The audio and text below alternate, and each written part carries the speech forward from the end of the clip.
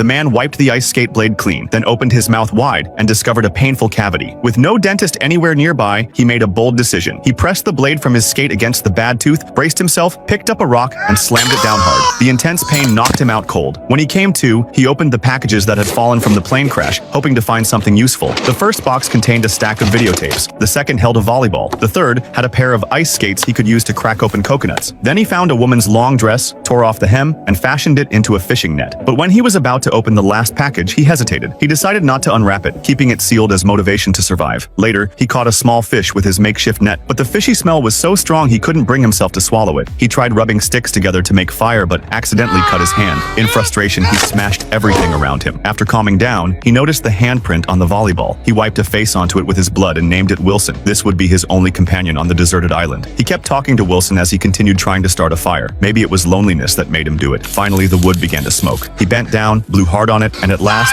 flames erupted. That night, he built a bonfire on the beach. He roasted a delicious crab and gained a new friend by his side. 4 years flew by. He'd grown accustomed to island life and could easily cast his line to catch fish. But loneliness was the hardest thing to bear. One day, he discovered a piece of torn sheet metal that had washed ashore. Watching it flutter in the wind, inspiration struck. Maybe he could turn it into a sail. Without wasting time, he immediately started chopping down trees, collecting bark and drying it out, then twisting the bark into rope and even tearing up videotape to make more cordage. Once everything was ready, he dressed Wilson up, carved his information into the stone wall, tied Wilson to the front of the raft, grabbed the package he'd never opened, and pushed the small boat into the ocean to begin his journey. Out at sea, he faced the wind and waves fearlessly, even encouraging Wilson to get through the hardships together. He proudly showed Wilson a fish he'd caught, but one night, a storm hit and even blew away the sail. The man clutched Wilson tightly. The raft drifted with the current. When he woke up, Wilson had been swept into the ocean. He immediately jumped into the water and swam toward Wilson, but the farther he swam toward his friend, the farther he drifted from the raft. In desperation, he swam back to the raft, threw away the oar, and collapsed. He'd lost Wilson and with him, his will to live. But just then, a ship appeared on the horizon. He stretched out his arm with every ounce of strength he had left. Finally, he was rescued. A month later, he returned home, but after 4 years apart, the girlfriend he'd thought about day and night was now married to someone else. At the welcome back party his company threw for him, he found the table full of seafood completely tasteless. Back in civilization, he stared at his ex-girlfriend's photo, lost in thought. Eventually, he bought an identical volleyball, took the package he'd never opened during his 4 years on the island, and following the address on it, went to the owner's home. He left a thank you note and slowly walked away. What he didn't know was that inside that unopened package was a water